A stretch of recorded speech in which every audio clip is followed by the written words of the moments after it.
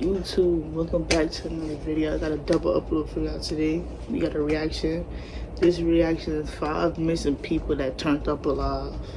So it's my first time doing a video like this. Make sure if you like this video, subscribe after you watch so you know if you want to stay around. I'm trying to see if I have anything else to say.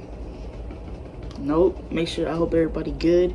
We're gonna start the video right now because it's already kind of a long video, so we're not gonna do too much talking. Make sure if you're new, I already said that. Let's start the video. Start the screen record. 3, 2, 1. Starting the video now.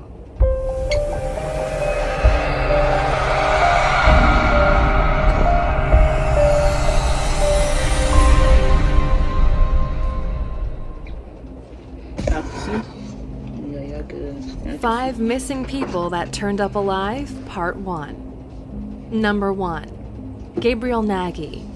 In Australia, on January 21st, 1987, Gabriel Nagy called his wife from work and told her that he was coming home for lunch. Unfortunately, this was the last time she would ever hear from him. Gabriel's burnt-out car was discovered on the side of the road the following day, and 2 weeks later, money was withdrawn from his bank account in order to purchase camping supplies. Following this final transaction, Gabriel vanished without a trace. In 2010, a full 23 years later, Gabriel Nagy's name appeared on a newly applied for Medicare card. Hold on, what the fuck is that?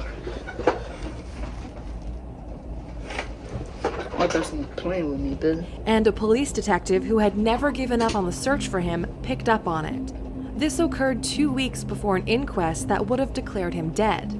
Upon being found, Nagy revealed that his earliest memory was of bleeding profusely from the head and that he had no recollection of who he was. Over the 2 decades that he was missing, he had given himself a new name, worked odd jobs, and turned to alcoholism before being taken into work as a church caretaker. Nagy applied for the Medicare card to treat a cataract at around the same time that flashes of his real name began to return to him.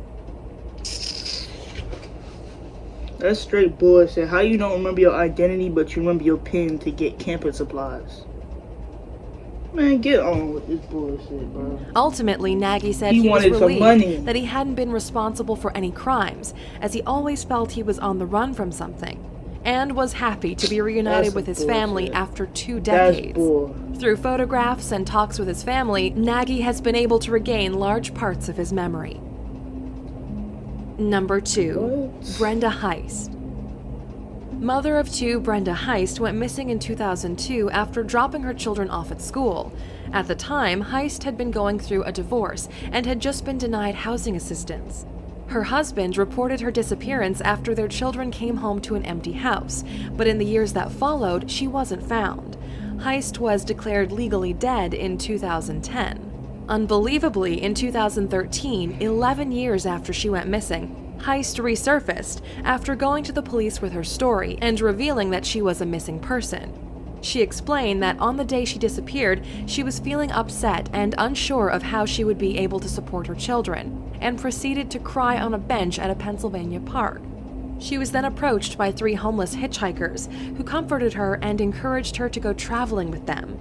She decided to take the opportunity to start a new life and believed that her children would be better off without her.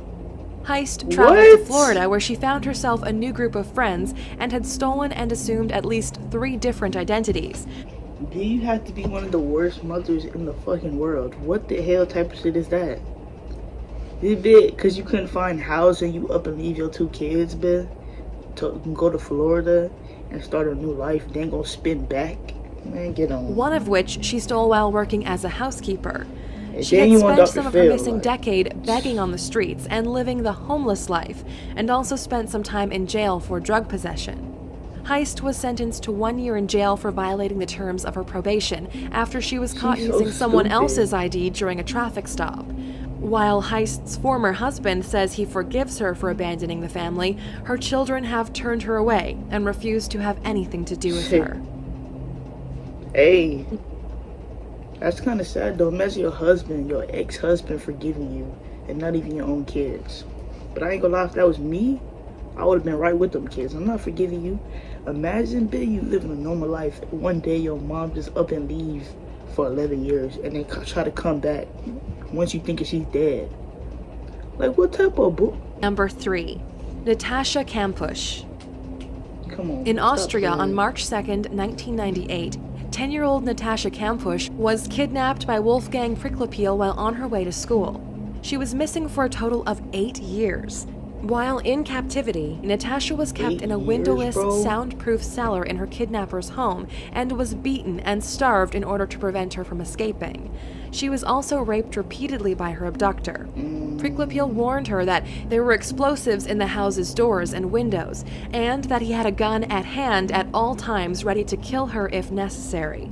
However, as time passed, she was given more and more freedom by her kidnapper and was eventually allowed to spend time in the rest of the house and go outside.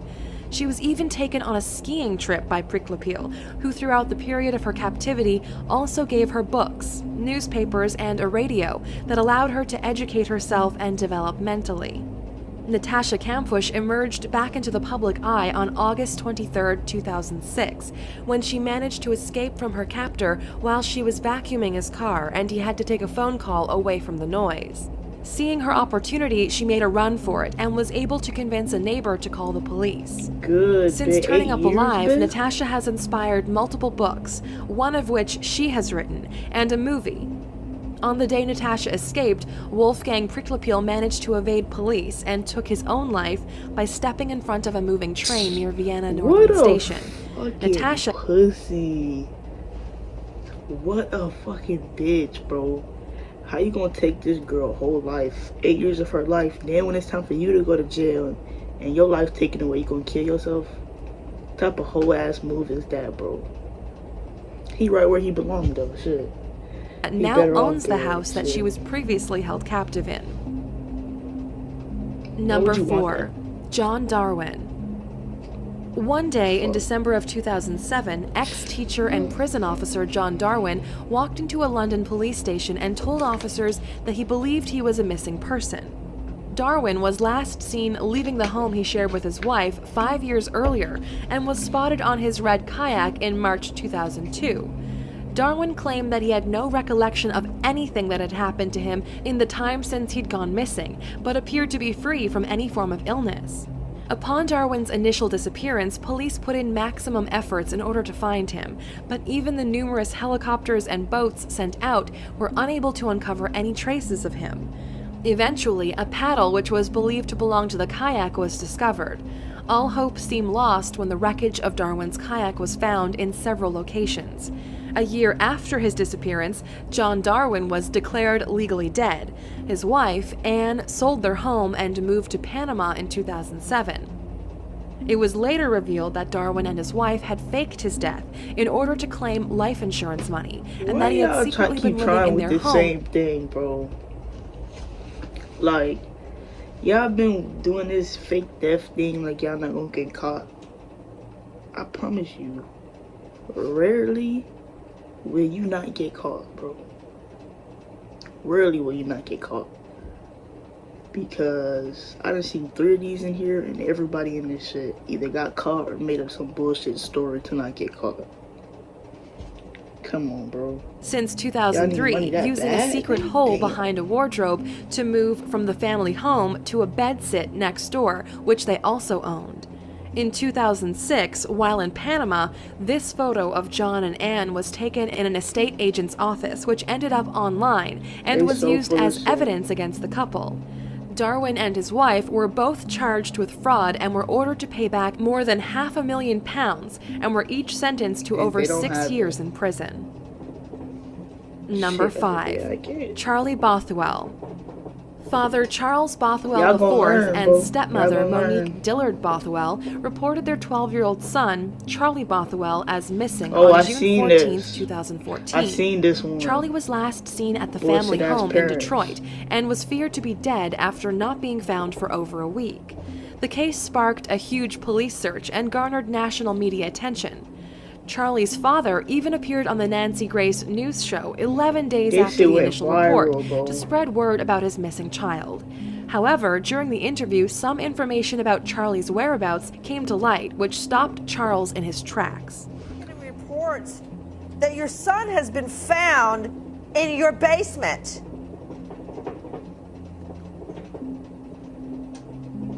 Sir? Everybody Mr. seen Bothell, this. are What? you? Yeah, we are getting reports that I'm getting secondhand embarrassment from his acting, bro. See, me, if I was a parent and I found out my kid that was missing for a week is in my basement, I'm not even talking to Nancy Grace. I'm off the stage, but the fact that he stayed there made him look even more guilty. your son has been found alive Look. in your basement. What? Yes, that's what, if you could hand me that wire very quickly. Yeah, we're getting that right now from, yeah, how could your son Bitch, be your heart ain't even down alive right in here. Your heart right here. basement? Right here. On my left side.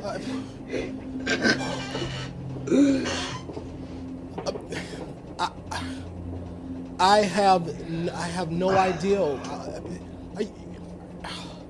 Who's acting?